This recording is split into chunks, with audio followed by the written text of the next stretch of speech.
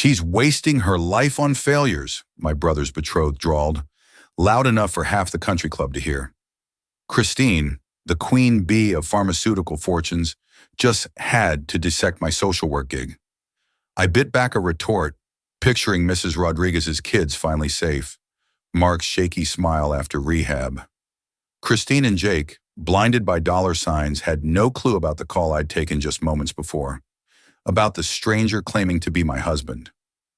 A husband who was about to walk through those doors, and they especially didn't know who he was. Billionaire status changes everything, doesn't it? But kindness? That's the real game changer. Trust me, they have no idea how her quiet compassion will rewrite their shallow world. Sometimes karma comes in the most unexpected way. If you've ever been looked down upon for choosing a meaningful career over money, this story will resonate with you. Make sure to subscribe and hit that notification bell because today's story proves that success isn't always measured by your salary. Trust me, you won't see this twist coming. My name is Angela, and what I'm about to tell you sounds like something out of a movie, but I promise you, every word is true.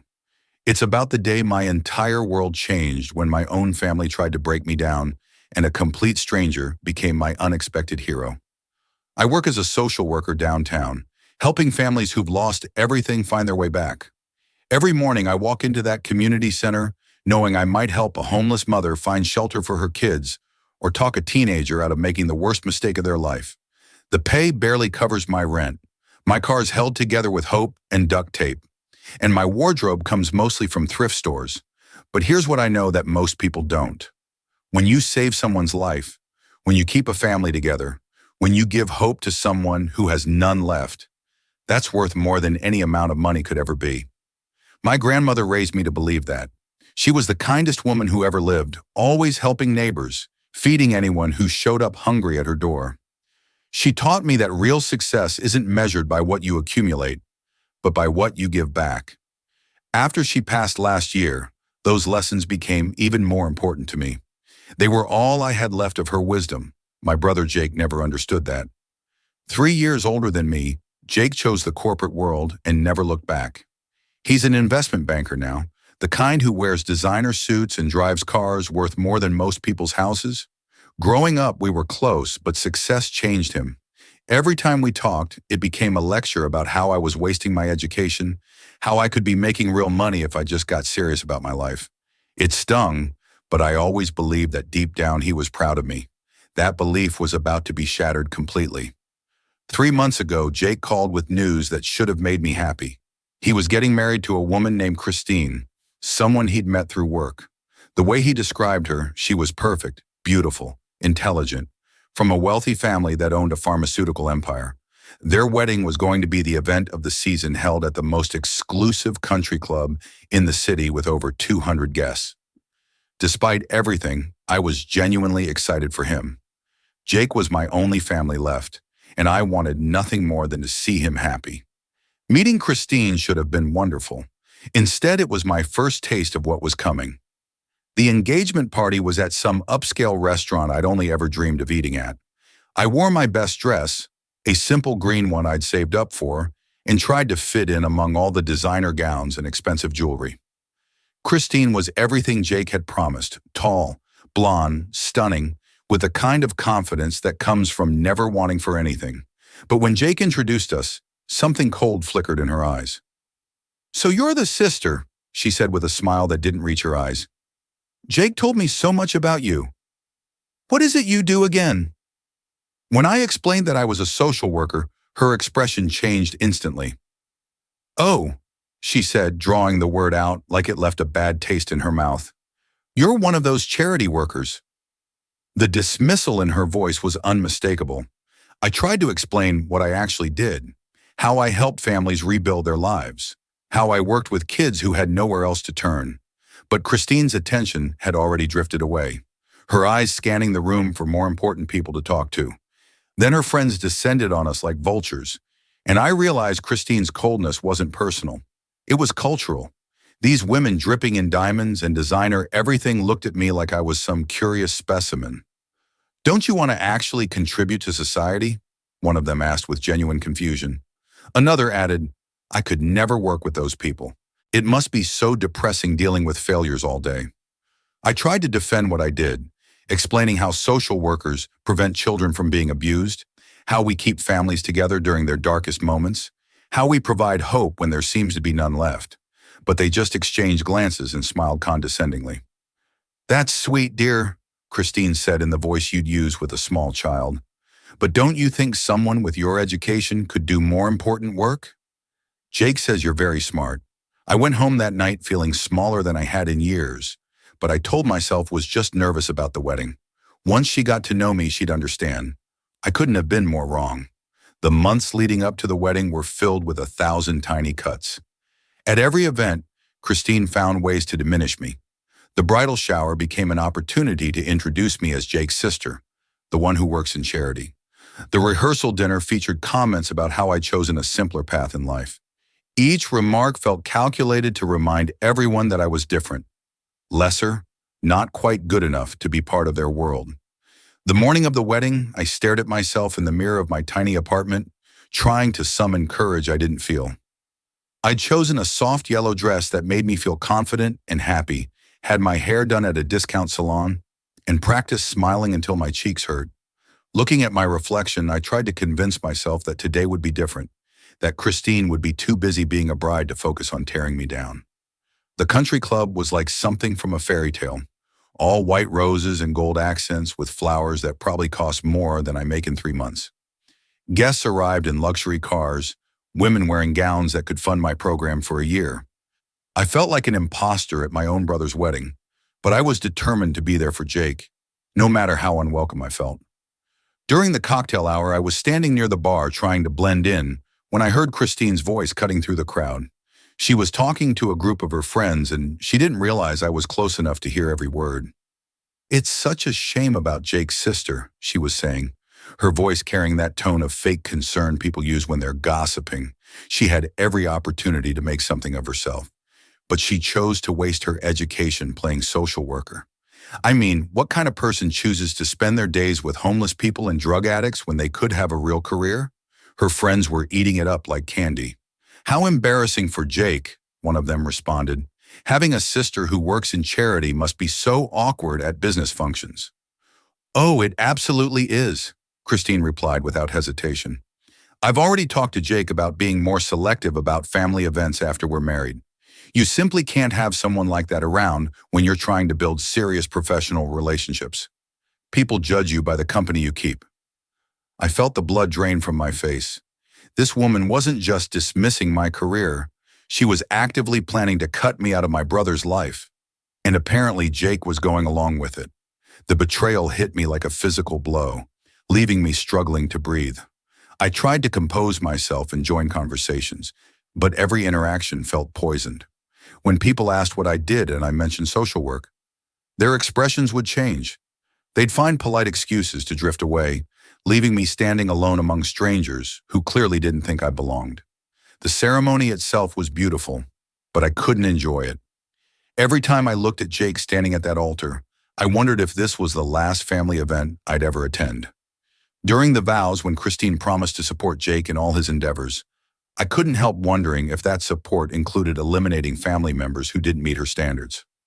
After the ceremony, during the reception, Christine's mask finally came off completely.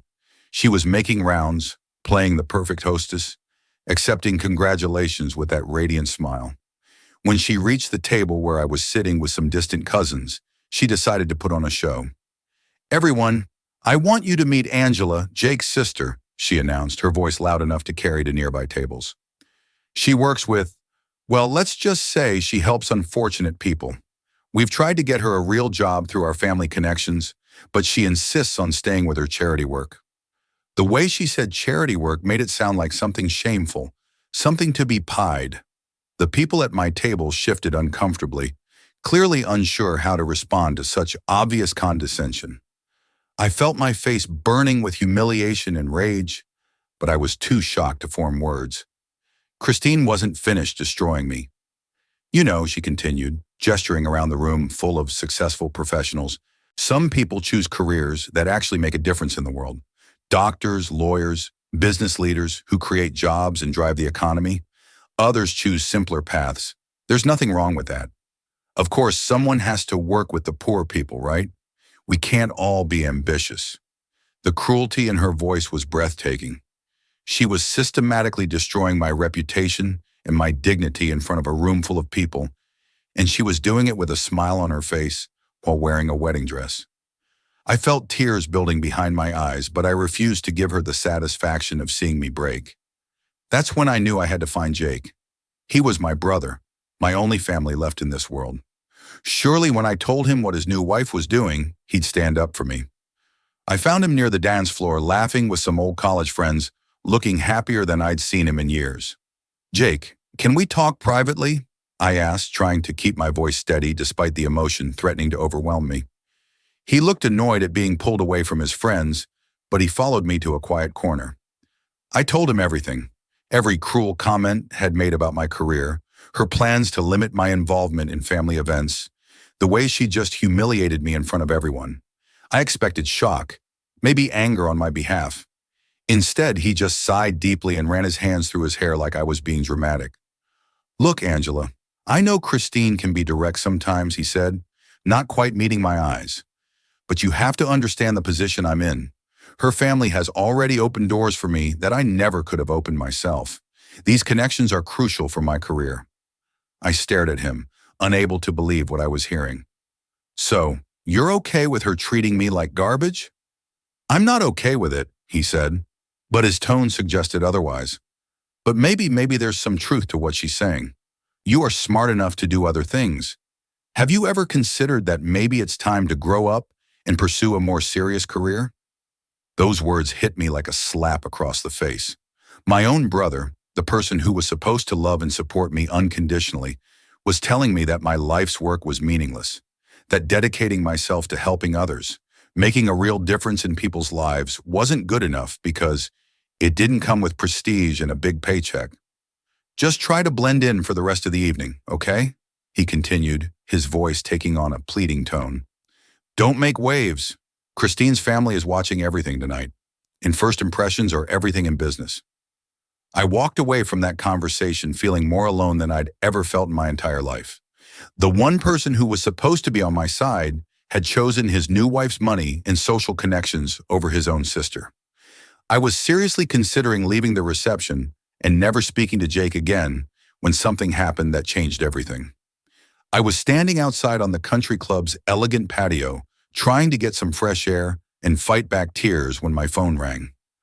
The number wasn't in my contacts, but something compelled me to answer anyway. "Hello," I said, my voice still shaky from everything that had happened. "Thank God you picked up," came a man's voice I didn't recognize.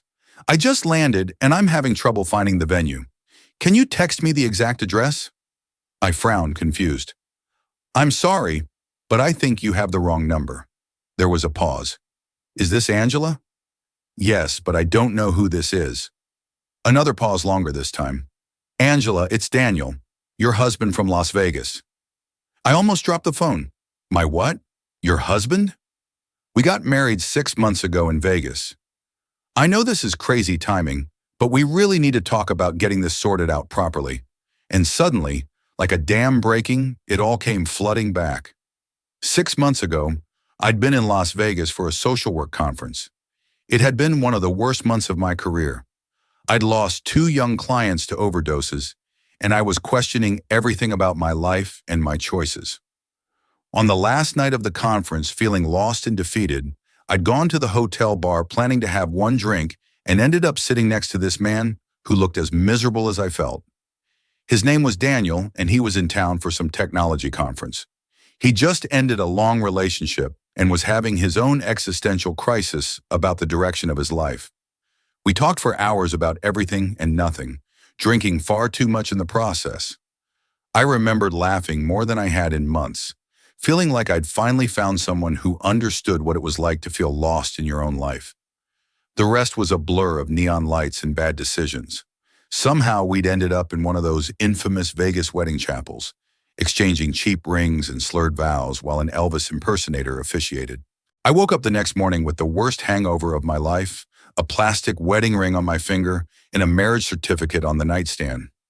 Daniel was gone, presumably back to his real life, and I was left wondering if it had all been some alcohol-induced hallucination.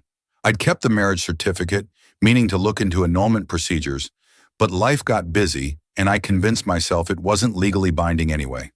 We'd both been drunk. It was Vegas, and we were complete strangers. It couldn't possibly count as a real marriage. Apparently I was wrong, and now my accidental husband was calling me at the worst possible moment.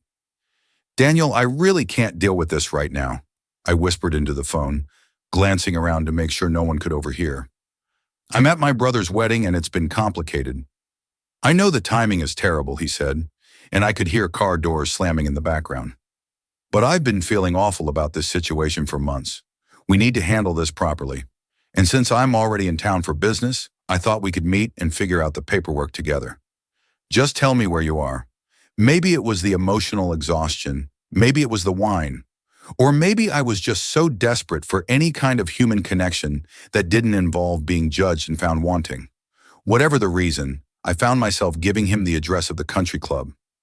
"I'll be there in 20 minutes, he said. "And Angela, I'm really sorry about the timing." I hung up and went back inside, trying to act normal while my mind raced. How was I going to explain to my accidental husband that I was at a wedding where the bride had spent the entire day systematically destroying my self-worth? This day couldn't possibly get any more surreal. I tried to blend into the crowd, but everywhere I looked, I saw Christine holding court, probably telling more people about my simple career choices. Jake was nowhere to be seen, probably networking with his new in-laws. I felt invisible and unwanted at my own brother's wedding. About 20 minutes later, I heard a commotion near the entrance. Guests were turning to look toward the front of the reception hall, their conversations shifting to excited whispers. That's when I saw him walking through the doors, and suddenly I understood why everyone was staring. Daniel looked like he'd stepped out of a magazine. He was wearing a perfectly tailored suit that probably cost more than I make in 6 months, and he carried himself with the kind of confidence that made everyone in the room take notice. Behind him were 2 men in dark suits who were clearly security, and the way people were looking at him suggested he was someone important. But the most shocking thing was the recognition in people's faces. I could hear whispers of, "Is that Daniel Park?" And "Oh my God, that's the Connect World guy." I had no idea what Connect World was, but from the way people were reacting, it was obviously something significant. Daniel's eyes scanned the room until they found me, and then he walked straight over like there weren't 200 other people watching his every move. When he reached me, he did something that made my brain completely short-circuit. He pulled me into his arms and kissed me like we were deeply in love. "Sorry I'm late, sweetheart," he said loudly enough for nearby guests to hear. "The flight was delayed, but I wouldn't miss your brother's wedding for anything in the world." I stood there in complete shock, trying to process what was happening. This man I barely remembered was playing the role of devoted husband, and everyone around us was absolutely mesmerized. Across the room, I could see Christine's mouth hanging open in disbelief. "Daniel," I whispered urgently, "what are you doing?" "Trust me," he whispered back with a reassuring smile. "Just go with it now." "Which one is your brother?" Before I could answer, Jake appeared at my side, looking confused and more than a little concerned about the obvious VIP who had just claimed to be married to his sister. "Angela, who is this?" Jake asked, his business instincts clearly trying to assess the situation. Daniel extended his hand with a warm, confident smile. "You must be Jake. I'm Daniel Park, Angela's husband. Congratulations on your wedding. Everything looks absolutely beautiful." I watched my brother's face cycle through confusion, shock, disbelief, and then something that looked like panic. "Husband Angela, what is he talking about?" "It's complicated," I managed to say, still trying to wrap my head around what was happening. 6 months too complicated," Daniel said smoothly. "I've been traveling extensively for business, but I couldn't miss the chance to finally meet my new brother-in-law. Angela has told me so much about you." That's when Christine materialized beside us, like a shark smelling blood in the water. I could see her trying to figure out who Daniel was and why guests kept staring at him with star-struck expressions. "I don't believe we've been introduced," she said, extending her hand with that practiced fake smile. "I'm mine, Jake's wife." "Daniel Park," he replied, taking her hand. "Angela's husband. You have an absolutely stunning wedding, Angela's been so excited to celebrate with you. Christine's smile wavered as her mind clearly raced to process this information. Angela never mentioned being married. We prefer to keep our private life private, Daniel said with easy charm. Angela is wonderfully modest about our relationship.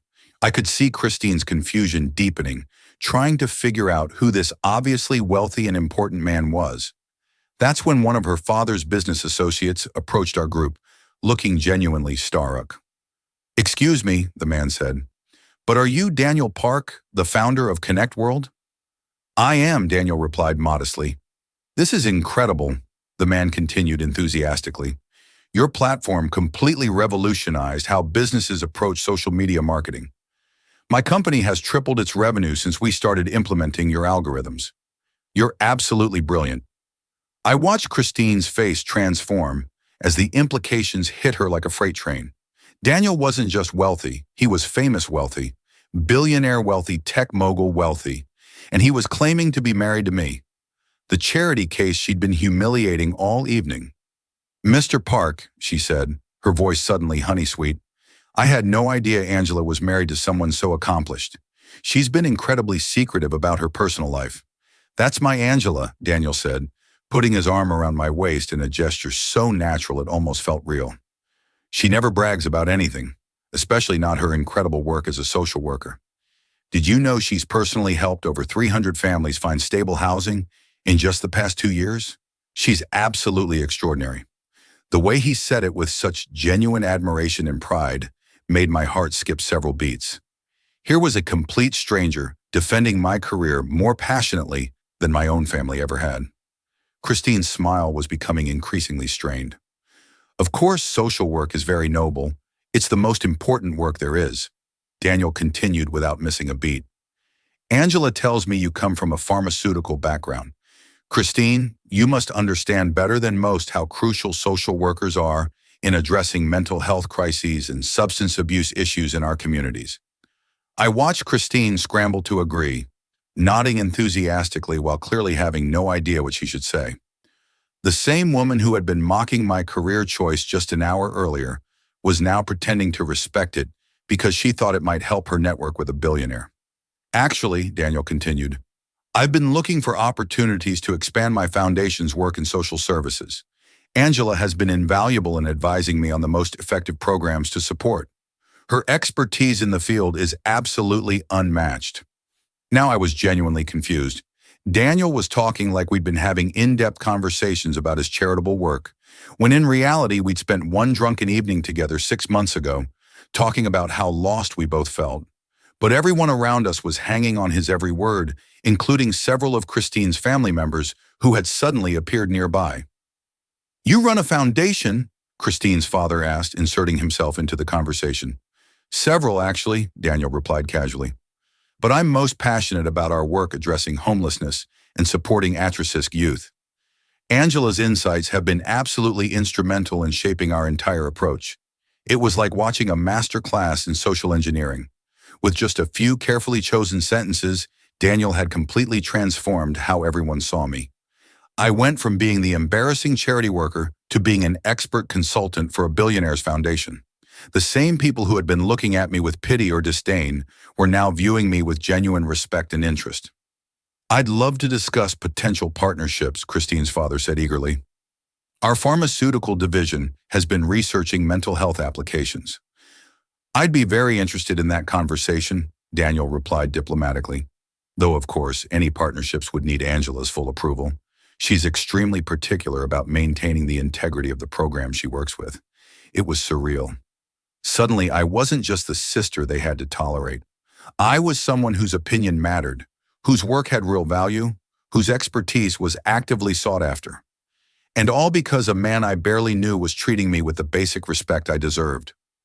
As the evening progressed, Daniel never left my side. He introduced himself to everyone as my devoted husband, speaking about my work with genuine knowledge and passion that surprised me. He discussed social justice issues with an intelligence that was clearly impressing everyone. And he made absolutely sure that every person in that room understood that he considered my career not just respectable, but admirable. I watched Christine's behavior change completely throughout the night. The woman who had spent months subtly and not so subtly insulting me was suddenly my best friend, asking detailed questions about my work and hanging on my every word. It was pathetic and infuriating, but I had to admit it was also deeply satisfying. But the most surprising moment came when Daniel asked if he could address the assembled guests.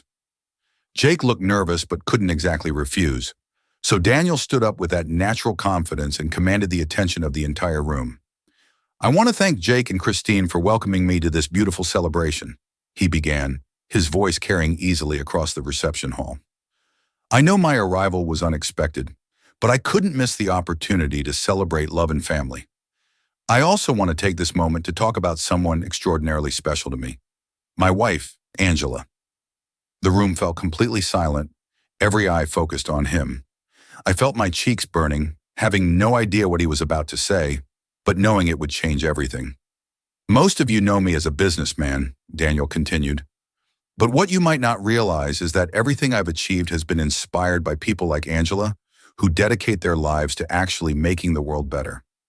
While I was building companies and accumulating wealth, Angela was building communities and saving lives."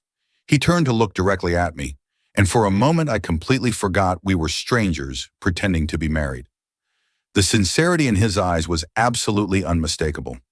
"Social workers like Angela are the true backbone of our society," he went on, his voice filled with conviction. "They're the ones who catch children before they fall through the cracks, who help families stay together during their darkest moments, who provide hope when everything seems hopeless. What Angela does isn't just a job, it's a calling. And anyone who doesn't recognize the immense value in that calling simply doesn't understand what real success actually looks like." The room erupted in thunderous applause, and I felt tears streaming down my face. But these weren't tears of humiliation. They were tears of gratitude, of relief, of finally being seen and valued for who I truly was. As the reception wound down and guests began to leave, I finally got a chance to talk to Daniel privately. We stepped out onto the same patio where I'd answered his life-changing phone call just hours earlier. "Why did you do all that?" I asked, still trying to process everything that had happened. "You don't even really know me." He was quiet for a long moment, looking out at the stars beginning to appear in the night sky. "6 months ago, you were the first person I'd met in years who cared more about helping others than helping yourself.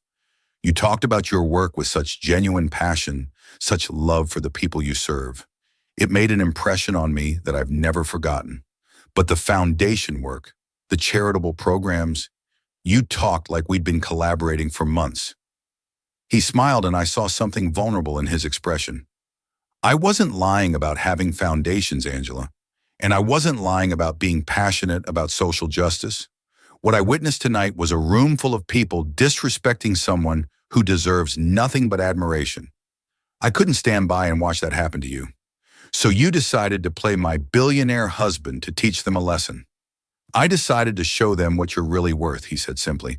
"And Angela, you're worth so much more than they were giving you credit for." We talked for another hour under those stars, and I learned that Daniel wasn't just wealthy. He was thoughtful, intelligent, and genuinely committed to using his resources to help others. His success hadn't made him cynical. It had made him more aware of his responsibility to give back. More importantly, I discovered that our drunken Vegas wedding hadn't been completely random. We'd connected that night because we were both people who felt isolated by our choices. Me for choosing purpose over profit, him for choosing innovation over expectation. "So, what happens now?" I asked as the evening drew to a close. "That's entirely up to you," Daniel replied. "Honestly, I came here tonight planning to discuss annulment paperwork, but I have to admit I'm having second thoughts about everything. About the annulment? About all of it?" He said, "Angela, I know we barely know each other, and I know this whole situation is completely insane. But what if it's not insane? What if it's exactly what we both needed to find?" I looked at this man who had appeared out of nowhere and completely transformed my life in the span of just a few hours. He'd given me back my dignity, shown my family what I was truly worth, and made me feel valued for the first time in longer than I could remember. "Are you actually suggesting we stay married?" I asked, hardly believing I was having this conversation. "I'm suggesting we take the time to get to know each other properly," he said. "No pressure, no expectations, no pretending. Just two people who accidentally found each other, figuring out whether maybe it wasn't such an accident after all. Standing there on that patio, thinking about everything that had happened, I realized something profound. For the first time in my adult life, someone had seen my worth without me having to prove it first. Daniel had looked at my career, my choices, my entire life, and instead of finding them lacking, he'd found them inspiring.